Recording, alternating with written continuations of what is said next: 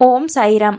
ಮಗು, ಜೀವನದಲ್ಲಿ ನಿನಗೆ ಯಾರ ಅಗತ್ಯವೂ ಇಲ್ಲ ಎಂದು ಹೇಳುವ ನೀನು ಈಗಾಗಲೇ ನಿನ್ನ ಬದುಕಿನಲ್ಲಿ ಕೆಲವರನ್ನು ನಂಬಿ ಮೋಸ ಹೋದವನಾಗಿರುವೆ ಎಂದು ನನಗೆ ತಿಳಿದಿದೆ. ನೀನು ಅವರ ಮಾತುಗಳಿಂದ ಗಾಯಗೊಂಡು ಬದಲಾಗಲಿಲ್ಲ, ಆದರೆ ಅವರು ನಿನ್ನನ್ನು ಗೌರವಿಸಲಿಲ್ಲ ಎಂದು ತಿಳಿದಾಗ ನಿನ್ನಲ್ಲಿಯೇ ನೀನು ಬದಲಾದೆ. ನೀನು ಎಲ್ಲದಕ್ಕೂ ಸರಿ ಎಂದು ಹೇಳುತ್ತಿರುವೆ, ಏಕೆಂದರೆ ನೀನು ಒಳಗಿನಿಂದ ಹೋರಾಡಿ ಸೋತು ಎಲ್ಲವನ್ನು ಬಂದಂತೆ ಒಪ್ಪಿ ಬದುಕುವುದನ್ನು ಕಲಿತಿರುವೆ ಎಂಬ ಅರಿವು ನನಗಿದೆ ಕಂದ.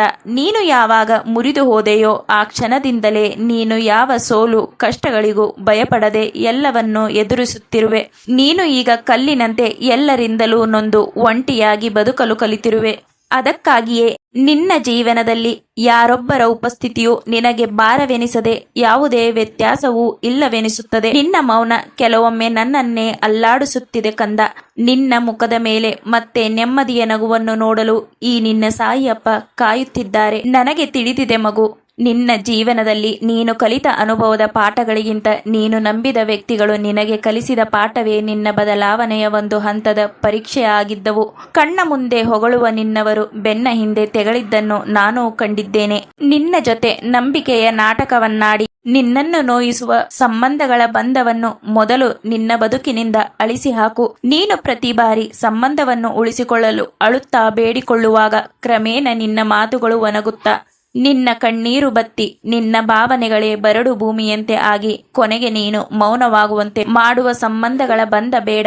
ನಿನ್ನ ಕಷ್ಟದ ಸಮಯದಲ್ಲಿ ನೀನು ಒಬ್ಬನೇ ಹೋರಾಡಿರುವೆ ಎಂದ ಮೇಲೆ ನಿನ್ನ ಒಳ್ಳೆಯ ಸಮಯವನ್ನು ನೀನೊಬ್ಬನೇ ಕಳೆಯಬೇಕು. ಏಕೆಂದರೆ ನಿನ್ನ ಸಮಯವನ್ನು ನೋಡಿ ಜೊತೆ ಇರುವ ಸಂಬಂಧಗಳು ಮುಂಜಾನೆಯ ಮಂಜಿನಂತೆ ಮತ್ತೆ ಕರಗಿ ಹೋಗುವವು. ಕೆಲವೊಮ್ಮೆ ಪ್ರೀತಿಯು ಅಮೃತದಂತೆ, ಆದರೆ ಅದನ್ನು ಕುಡಿದು ಉಳಿದವರಿಗಿಂತ ಅಳಿದವರೇ ಹೆಚ್ಚು. ಕೆಲವರು ಉಸಿರಾಡುತ್ತಾ ಇನ್ನು ಕೆಲವರು ಉಸಿರೇ ಇಲ್ಲದಂತೆ.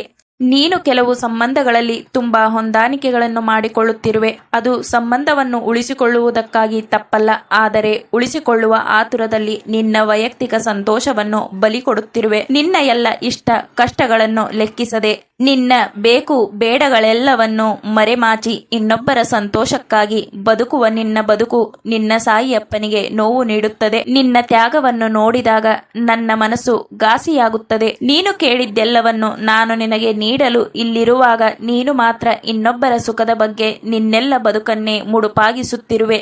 ಸಂಬಂಧ ಯಾವುದೇ ಇರಲಿ, ಅಲ್ಲಿ ನಿನ್ನ ತನಕ್ಕೆ ಬೆಲೆ ಇಲ್ಲವೆನಿಸಿದಾಗ ಆ ಸಂಬಂಧದಿಂದ ದೂರ ಬರುವುದೇ ಉತ್ತಮ. ಆದರೆ ಆ ಸಂಬಂಧವು ಬಿಡಿಸದ ಬಂಧವಾಗಿದ್ದರೆ ನೀನು ನಿನ್ನ ನೆಮ್ಮದಿಯ ಮತ್ತು ಸಂತೋಷಕ್ಕಾಗಿ ನಿನ್ನಲ್ಲಿ ಬದಲಾವಣೆಯನ್ನು ಮಾಡಿಕೊಂಡು ಬದುಕು. ನಿನಗೆ ಯಾವುದು ನೆಮ್ಮದಿಯನ್ನು ನೀಡುವ ಹವ್ಯಾಸವಿದೆಯೋ ಅದರ ಮೇಲೆ ನೀನು ಕೆಲಸ ಮಾಡು. ಆದರೆ ಆ ಕೆಲಸವು ನಿನ್ನ ಮನವು ಒಪ್ಪುವಂತಿರಲಿ ಮತ್ತು ಇನ್ನೊಬ್ಬರ ನೆಮ್ಮದಿಯನ್ನು ಹಾಳು ಮಾಡದಂತಿರಲಿ. ನೀನು ಆಡುವ ಮಾತು, ನಿನ್ನ ನಡೆ, ನಿನ್ನ ಆಲೋಚನೆಗಳು ಇನ್ನೊಬ್ಬರನ್ನು ನೋಯಿಸದೇ ಇದ್ದರೆ, ನಿನ್ನ ಆತ್ಮಸಾಕ್ಷಿ ಒಪ್ಪಿದರೆ ಖಂಡಿತವಾಗಿಯೂ ಅದರಲ್ಲಿ ನೀನು ಮುಂದುವರೆ. ನಾನು ನಿನಗೆ ಪೂರ್ಣ ಬೆಂಬಲವಾಗಿ ನಿನ್ನ ನೆರಳಿನಂತೆ ಜೊತೆಯಲ್ಲಿಯೇ ಇರುತ್ತೇನೆ. ನಿನ್ನ ಜೊತೆ ಎಲ್ಲರೂ ಇರಲು ಸಾಧ್ಯವಿಲ್ಲ, ಆದರೆ ನಾನು ನಿನ್ನ ಜೊತೆ ಇರುತ್ತೇನೆ.